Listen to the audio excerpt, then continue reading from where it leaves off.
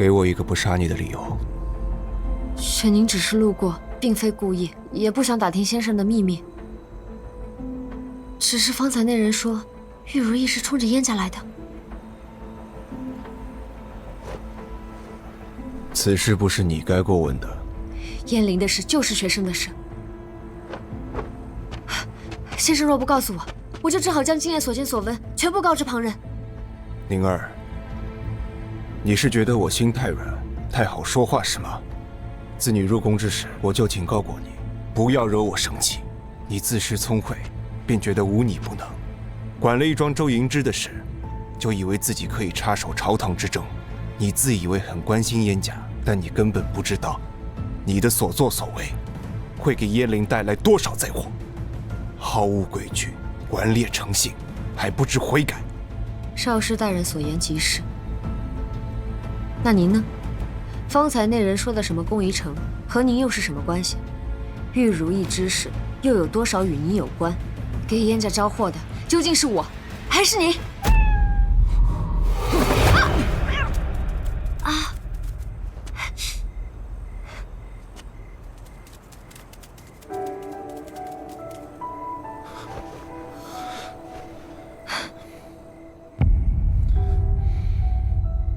位居一朝少师竟然怕猫，当真是稀罕。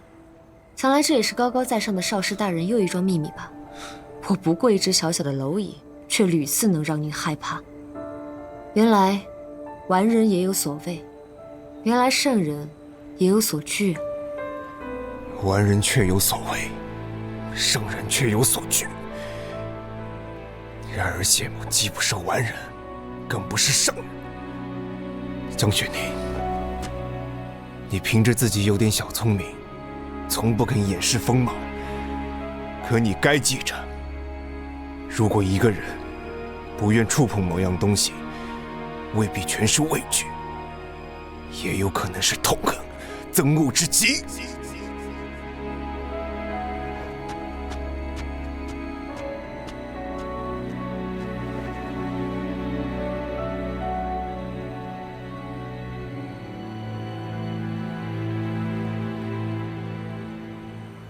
一处军营，是我昨天盯了一晚上，马匹、粮草、武器，全都是军营的储备。算下来的话，至少能供养3000人。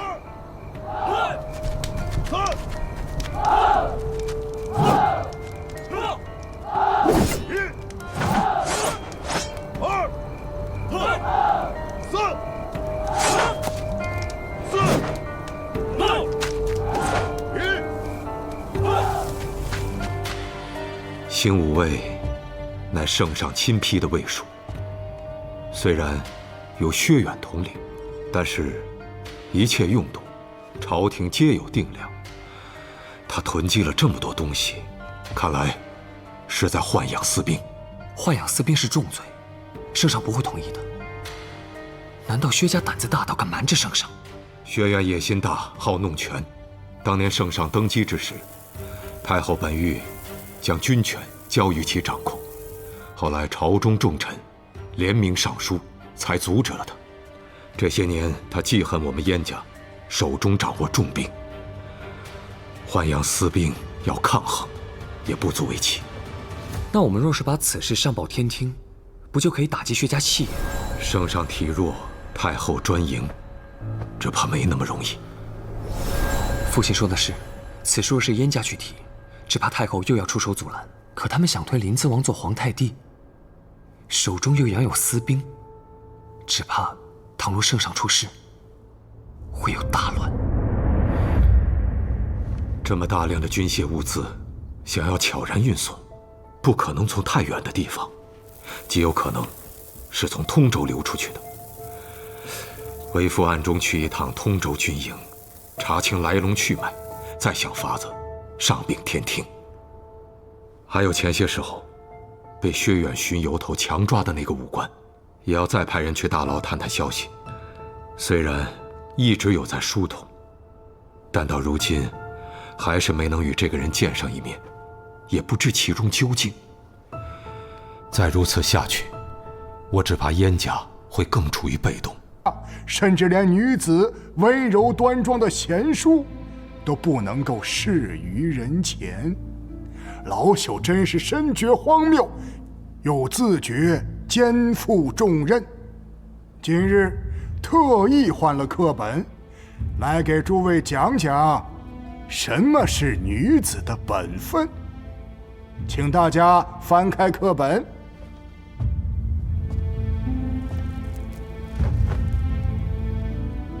古来生女，当守卑下，恭谨怀谦，忍辱忍让。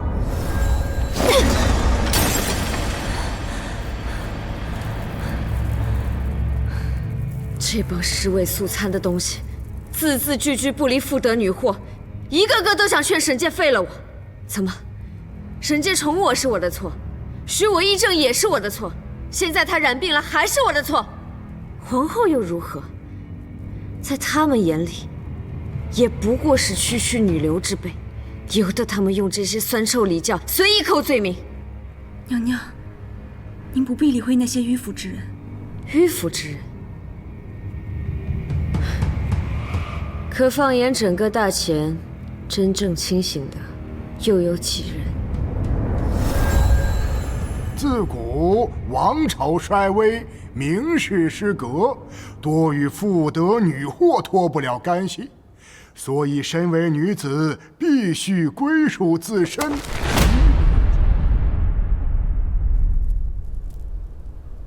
江雪宁，你意欲何为呀？先生，恶心！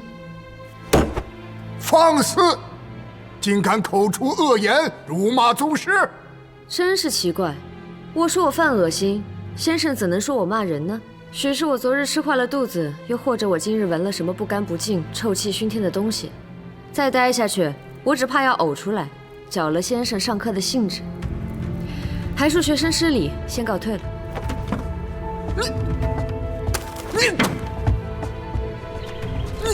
你，好你个不服管教的丫头片子！像你这种顽劣任性之人，也配留在这凤尘殿中？老夫这血不交也罢。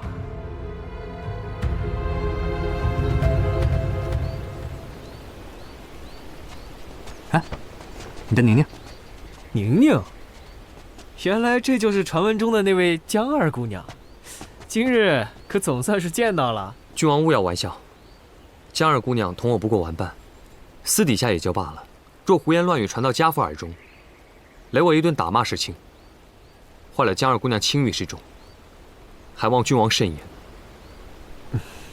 延平君王年少，言语无忌，还望江二姑娘无怪。哼，瞧见了，这就是咱们的燕小世子，喜欢人家的时候装得跟什么似的，如今倒好，翻脸无情啊。我看你生得不错，咱们世子不要你，本公子倒是可以考虑考虑。雪夜，少说两句。薛公子看着像是读了几天书的人，出口却是污言秽语。燕世子不要的东西多了，只怕他瞧不上的，你也不配讲。行了，江姑娘是芷怡的伴读，容不得你胡言。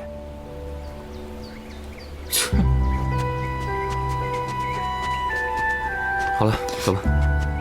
你不是要见谢先生吗？走吧。燕莲，你要少说两句。我不是，我说什么了？我什么都没说，我这跟我有什么关系？傻瓜。你们怎么来了？先生，家父说我上了小半年的学了，这几日非要考我策论，若是考不好，只怕要遭罚。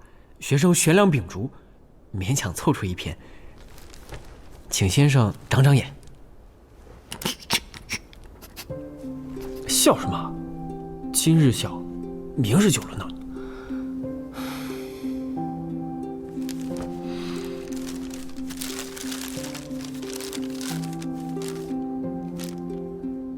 这些日子，郡王的功课不错，在同龄人中，学业也是首屈一指。便是写得上有不足之处，想必令尊也不会计较。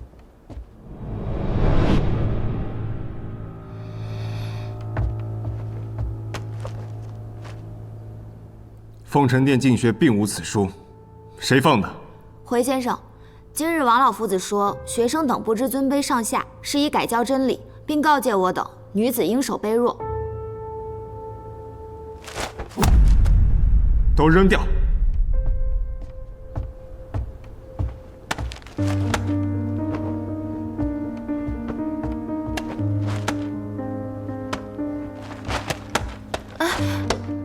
那王先生那边，这世间女子归数这么多，让你们来读书，不是学这种东西的。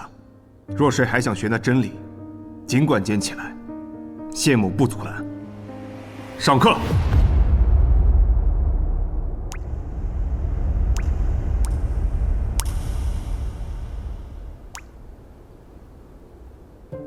今日的课就上到这里，大家散去吧。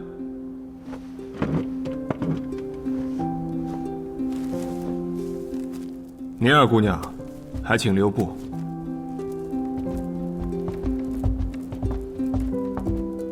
今日上课，听懂了吗？只怕是要来与我算账了。谢先生关心，学生都听懂了，我一会儿就……一会儿若无事，随我去文昭阁。不必了吧？学生顽劣不堪，上课也是浪费时间。你误会了，你的琴落在我那儿占了地方，只是让你去取琴。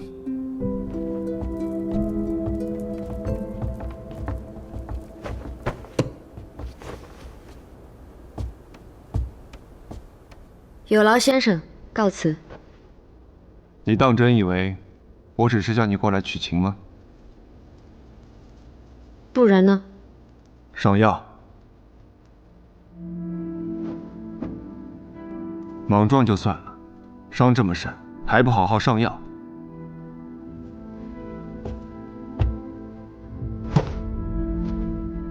等等，先净手。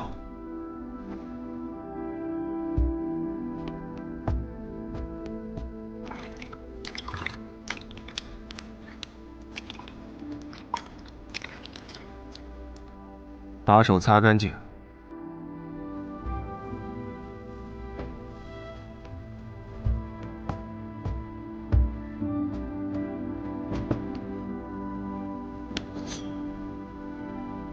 手。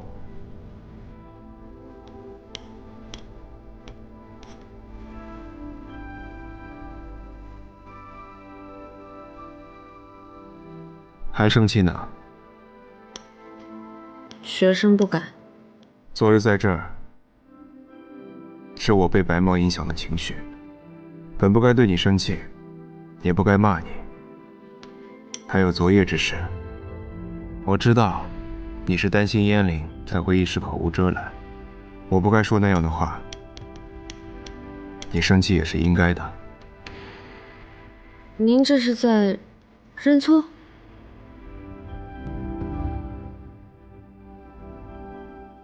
我辅之玉如意之事，是冲着燕家而来，难免情绪不稳，是以迁怒于你。今日叫你过来，就是想告诉你，玉如意之事我会处理，而且燕灵想方设法让你入宫，是想让你学些真才实学。你本是璞玉，若不雕琢，难免可惜。璞玉？您从哪里看出来我是璞玉？当年上京路上，一个稚嫩的少女，入狱劫匪她不怕，奔走山野她不怕，身陷险境难以脱困她也不怕，砸了琴割了血，就凭着一腔执拗，拼尽所有力气，救下了我这个病弱书生的命。江雪宁，我见过你以前的样子，正是因为有期待，所以后来才会失望。失望。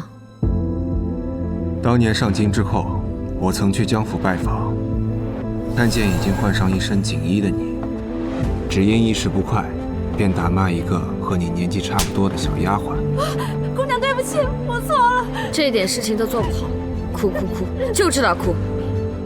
你再哭，再哭我就把你卖了。你的眼神变得很陌生，甚至让我怀疑，当年上京路上发生的事情，是否真实存在过？出大事了！出大事了！哎，你们听说了吗？王老夫子昨日主动请辞，告老还乡，说是自己学识有限，教不了长公主。圣上批复了一个准字，还把赵夫子调去赣州做朝奉郎了。翰林院讲学好歹是从5品，朝奉郎是6品官，还去赣州那样的偏远之处。赵夫子那样的人怎么可能？哎呀，千真万确，要不我怎么说是大事呢？哎，你们说，两位夫子犯了什么事啊？还能是什么事？先生们尽力教学，多的不过是责罚了江雪宁几次。我跟你们说，一定是他求了公主殿下才会这样的。薛姐姐，你与公主殿下最是相熟了，你可得劝劝她，莫要听了小人谗言。好了，江姑娘也是咱们的同窗，何苦如此针锋相对呢？我瞧着她人不错，往后还要好好相处才是呢。怎么连你也……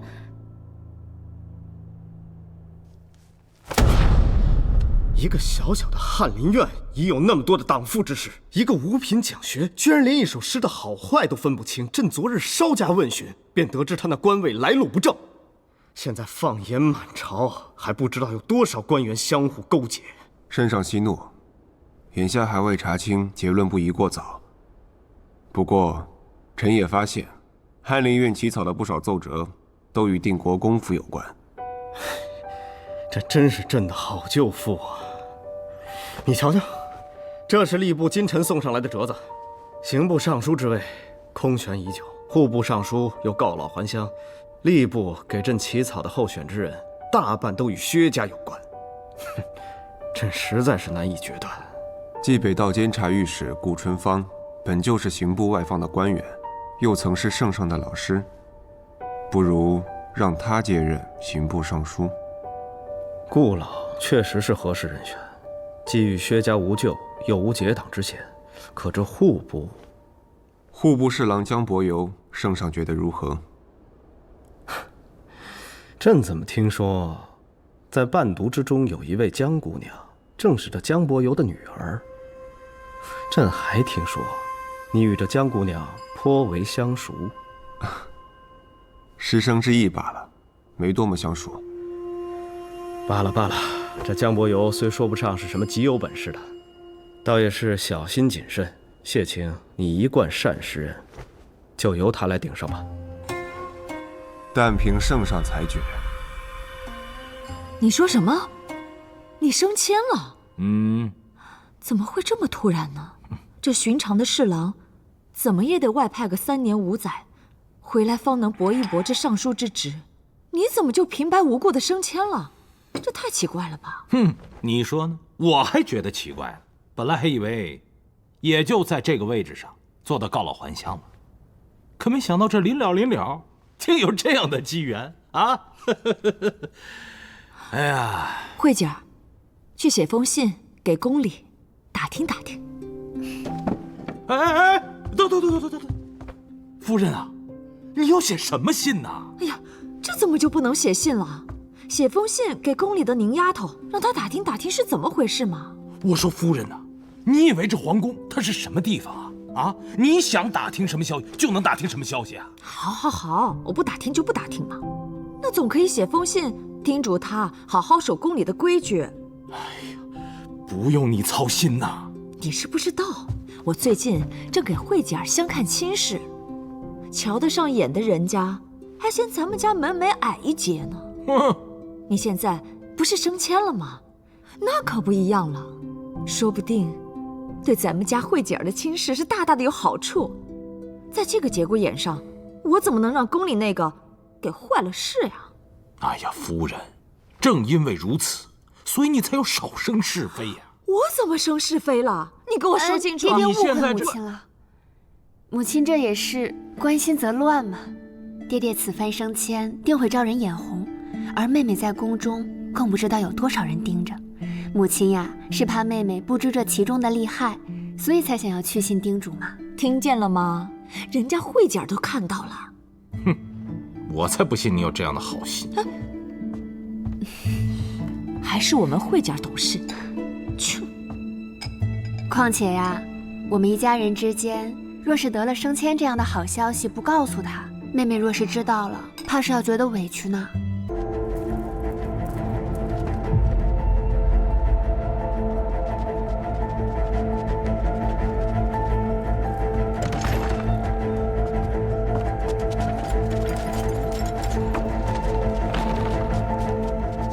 黄公公，敢问这是发生了何事？又是要搜什么？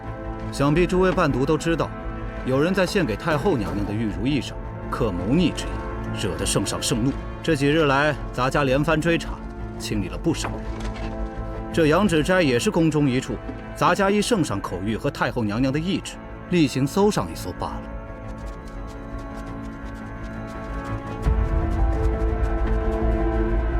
这哪里是例行公事，分明是把我们当犯人了。当初做伴读的时候，并没有过这件事啊，难道又生了变故？大人，这是在江姑娘的房间搜到的。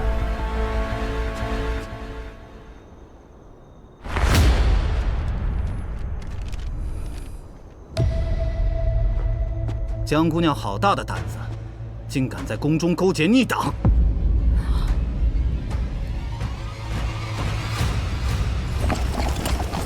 解严了，快闪开！走，快回家！走，闪开！戒严，戒严！戒严了，赶紧收队回家！走，回去！走，撤！让开！世子，圣上有令，全城戒严搜捕逆党，小人不敢违令。你没听到我说的话吗？我父亲旧疾复发，我要去找大夫。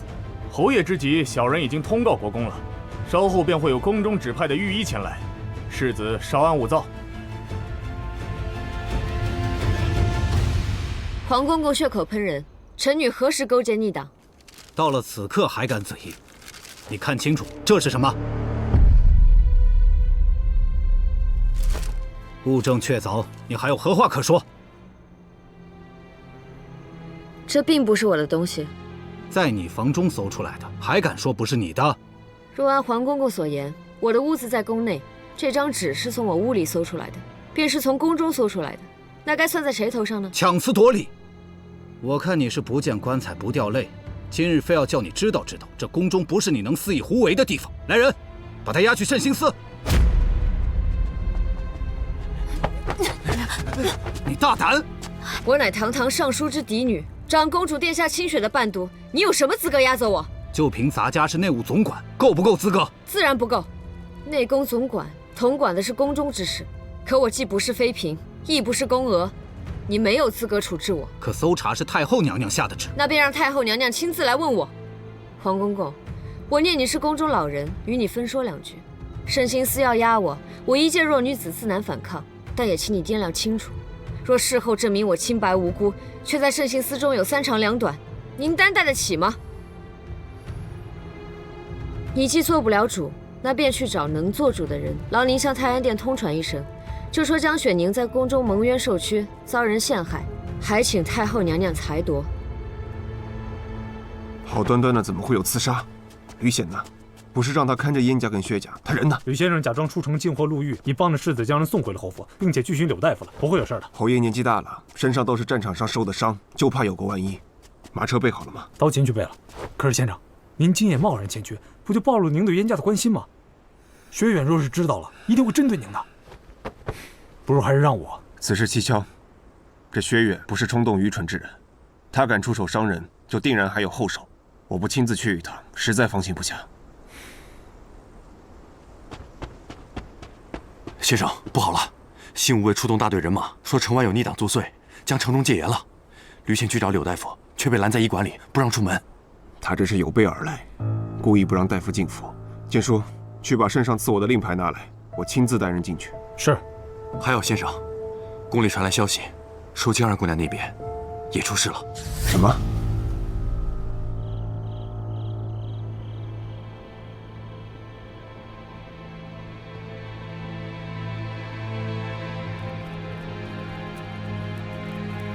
雪宁，那张纸到底怎么回事啊？你好端端的，怎么会和这种事扯上关系啊？你一个人死不算，还非要拉着我们一起，这算什么道理？纸本来就是从你房间搜出来的，跟我们有什么相干？有人要害我，我自然要拉几个垫背的。想让我不清不楚吃了这蒜酱，想都别想。你这话什么意思啊？难道是怀疑我们啊？若真清白，又有什么可怕的？这件事是从羊脂摘出的，横竖大家都跑不了。与其被人瓜田李下的指摘，不如今夜就一同去太后娘娘那儿分辨清楚。这话说的倒是不错，身正不怕影子斜，咱们解释清楚就好了。想来太后娘娘也不是不分青红皂白的。还人礼，老奴在。拖下去，停杖，打到他招为止。哀家倒要看看，是他的骨头硬，还是杖硬。是。谁敢动我？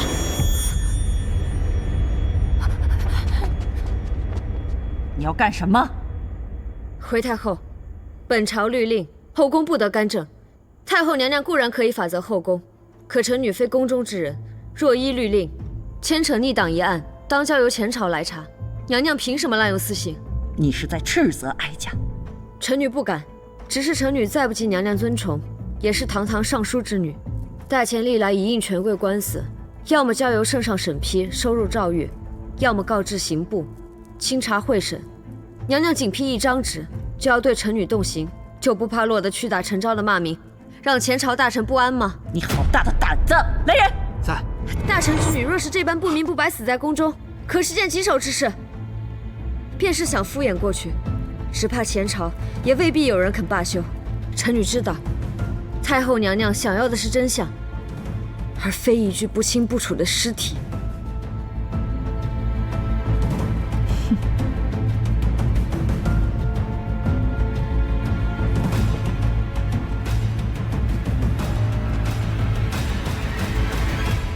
好一张巧舌如簧的嘴，看来哀家是整治不了你，那就找能治你的人来。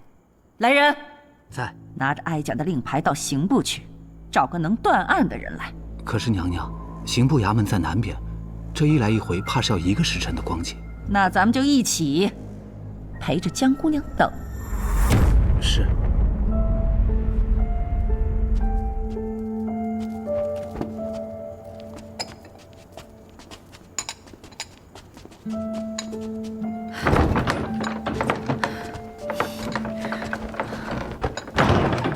臣女多谢太后娘娘成全。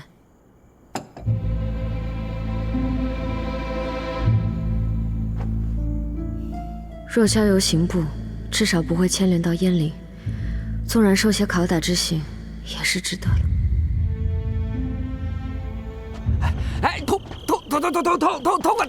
哎，你松手！哎呦，什么玉如意，什么江姑娘，你总要跟我说明白呀！谢先生说了，让您立刻入宫求见太后，只说是奉命追查玉如意案，护下江姑娘。托我今夜他自有安排。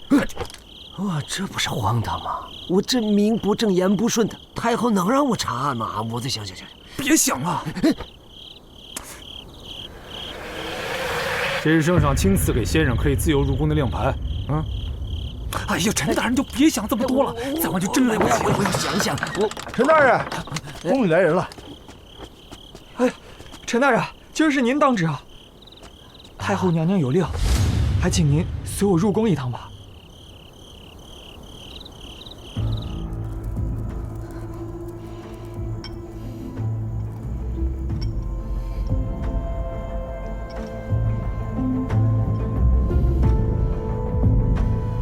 他一个人惹事，让我们跟着收敛，算什么道理？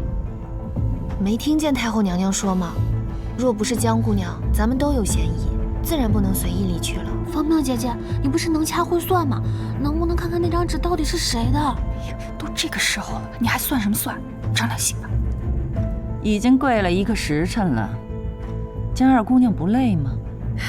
回太后，累自是累的，只不过事关生死，臣女不敢懈怠。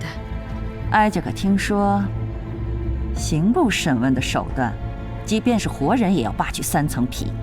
任你再牙尖嘴利，到时候恐怕也派不上半分用场。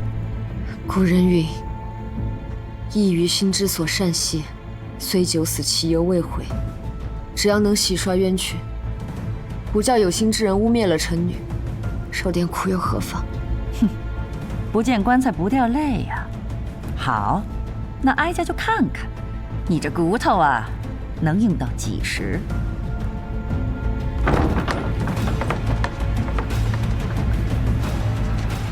娘娘，人到了。臣刑部侍郎陈莹蒙召，向太后娘娘请安。臣，刑科给事中张遮，拜见太后娘娘。